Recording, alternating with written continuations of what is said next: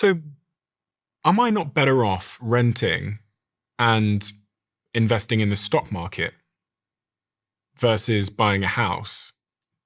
Because obviously when I buy a house, I'm paying a premium on the house so that I can get a mortgage. I want to bust this myth, because what happens is people come on and they go, look, I can tell you right now, the stock market over the last 20 years has averaged over 10% annually. People go, the returns are better in the stock market than in real estate. Yeah, but that's not apples to apple comparison. Why? When you buy a piece of real estate, when you buy a home, people don't typically pay cash for their first house.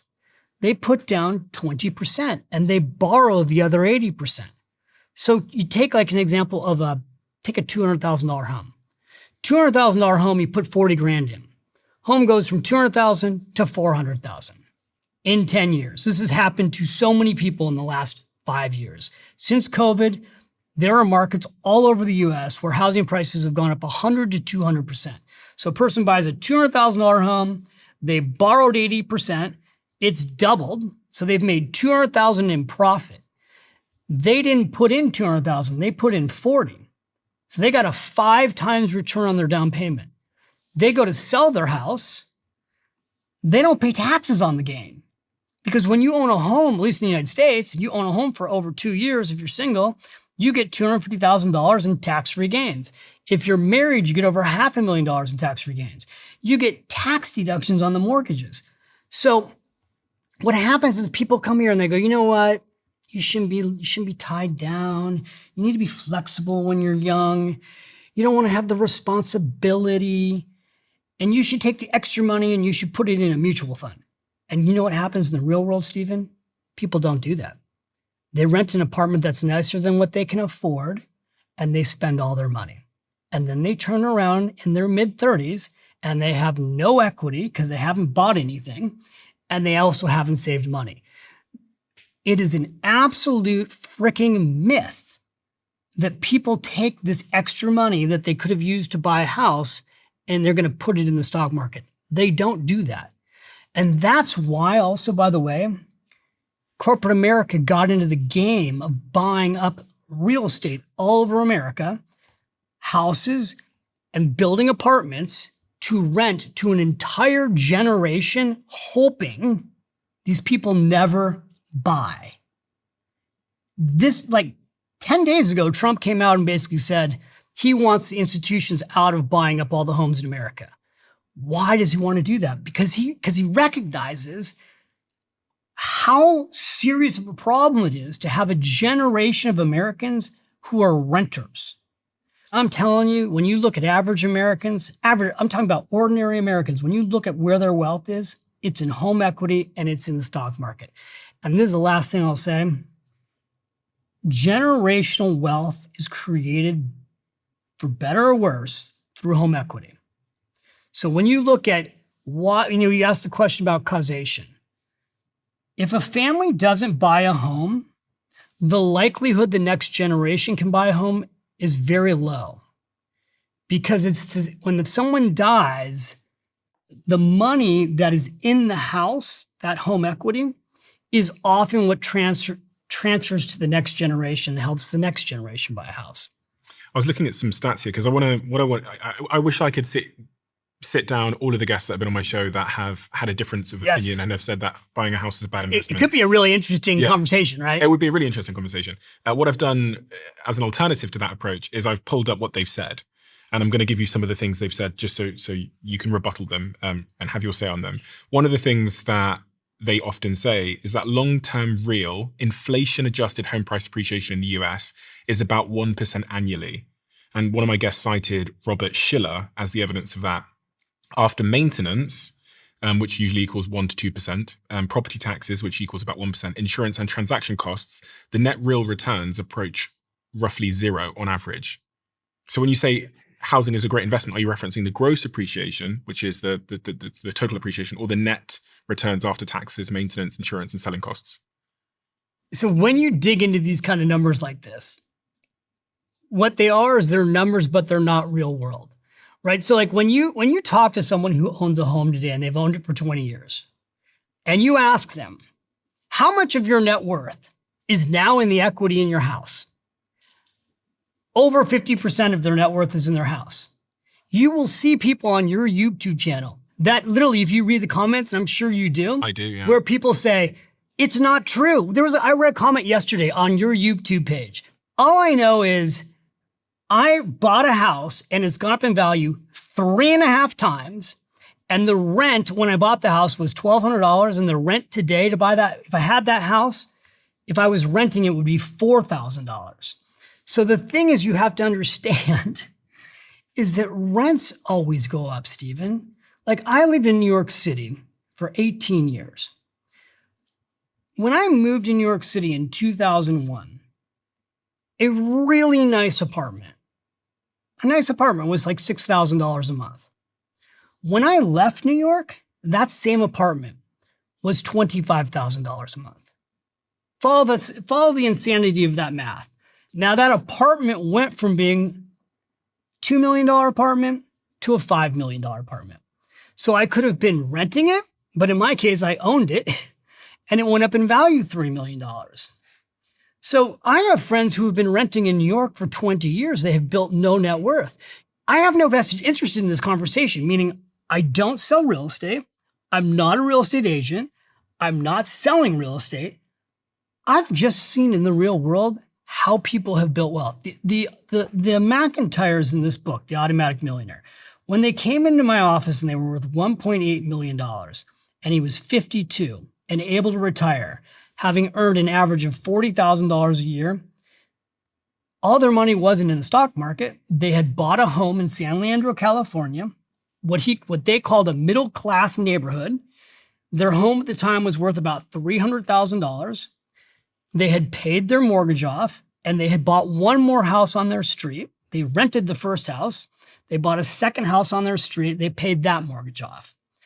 And so they owned 2 homes free and clear, 1 house they got income from, 1 house they lived in with no debt, and then they had saved money in their 401k plan.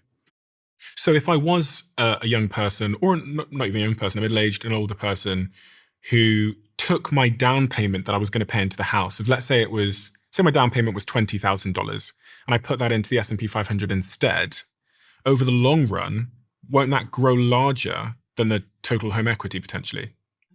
Here's why the index fund theory doesn't work. You can't live inside an index fund. You can't live inside a mutual fund. You have to live somewhere as long as you're alive. Here's what people should do. Take a look at what you're paying in rent. Now ask yourself a question. If I am paying $5,000 a month in rent, which lots of people are, right? Do you know people paying $5,000 a month in rent? Yes. Okay, so they're paying $60,000 a year. Let's take that number. Yeah. So over 10 years, they're going to spend $600,000 in rent. Yeah. If the rent doesn't go up. Yeah. In 20 years, they're going to spend $1.2 million in rent. If the rent doesn't go up. In 30 years, they will have spent $2 million in rent if the rent doesn't go up. But the rent does go up. So the question you just have to ask yourself is, am I going to take all this money that I'm spending on rent and never build anything? And if you really believe that renting is better than owning, then you should still consider the idea of buying something then that somebody else rents. Because I promise you somebody's getting rich in the transaction. If you're the renter, you're not the one who's getting rich in the transaction of renting. It is a great short-term solution, renting. It is not a great long-term wealth building solution. The other thing that people often talk about, and you cited earlier, is the mobility that renting gives you. Yeah. Your son was here a second ago. He's 16 years old. Yeah. Soon he'll be at the age where he's got his own place and he's thinking about different career opportunities. And I got AI is this big thing. So he might want to go to San Francisco. Then he might want to go live in Florence and wherever else. If he's bought a place, there is an interesting sort of psychological, but also financial component to the fact that it makes it harder for you to move with the opportunity of life. And if what people say about the future of work is true, that we're going to have many more careers in our lives than we did in the past, one might assume that we're also going to be more mobile. And so is there an argument to say that buying a house might hurt my professional opportunities, my ability to pursue professional opportunities? The answer is possibly, right? But here's the thing about rent. Rents, interestingly enough, a major obligation, right? Usually when you go and you do a lease, you lock yourself into a 1-year lease. Sometimes you lock yourself into a 2-year lease. When you buy something, and this is assuming that you have the money to buy something, Stephen, look up, because you've got all the data at your fingertips here, look at what the average length of time it takes to sell a home in the United States. Just Google that right now. Because what I will tell you is in certain markets, you can put your home on the market and you can sell it in less than 90 days. Now, some markets, you can sell your home in less than 30 days. In many cases, you actually have more flexibility when you own something than when you rent. And that's if you want to sell it. It says the average time from listing to sale is about 47 to 62 days from listing to closing in 2025, including 16 days on the market and 30 to 45 days to close. That's called less than 2 months. Even in hot markets, the process from putting a house on the market to legally selling it can take 1.5 to 3 months, meaning home equity isn't a quickly accessible investment. Yeah, but do you think that's pretty quick, 90 days? No, it is quick. I mean, it takes you that amount of time to get out of a lease. Exactly. So here you've got a piece of property that you can turn around and sell in less than 90 days. Now, this is the US. You can't do that. Like, for instance, I live in Italy. That could be very hard to do that in Italy. But in the US, you've got something that's in a good market. It's liquid. The other thing is you can rent it, right? You're actually not trapped. If you start to build equity in your home and you pay your mortgage down slightly, next thing you know, you're able to rent that property and you can still move. Today, people are taking their homes and they're Airbnb-ing them. What I really want for people is the chance to be financially free. There's also an age at which it doesn't matter if you own. You know, once you start to get older and you've built financial security, you get in your 50s or your 60s or your 70s and you just want to travel and you don't want to own anything, that's a different stage of life. So the question just becomes the money that you make. I go back to the 90,000 hour comment. When you work 90,000 hours over your lifetime, what's your plan to keep some of this money? You have to have a pay yourself first plan. That has to be your number one priority, is that when you earn money, the first person who you're going to pay is you. If you say, you know what, I watched Stephen and I saw David and I've seen a bunch of other people on his show and I'm not going to buy a house. Okay, then you have to pay yourself first more. Now, I go around the world for the last 30 years, starting with Oprah, with The Automatic Millionaire. I launched this book on Oprah, and I talked about you have to save 1 hour a day of your income.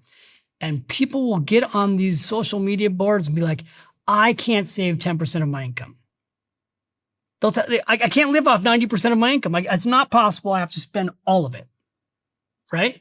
Well, then that person who's renting and not buying a house, which is forced savings, is clearly never going to save.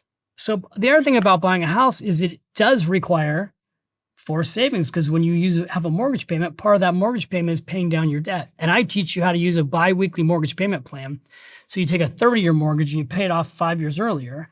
And doing that can save you, depends on the size of the home, can save you $50,000 to $100,000 just in interest payments.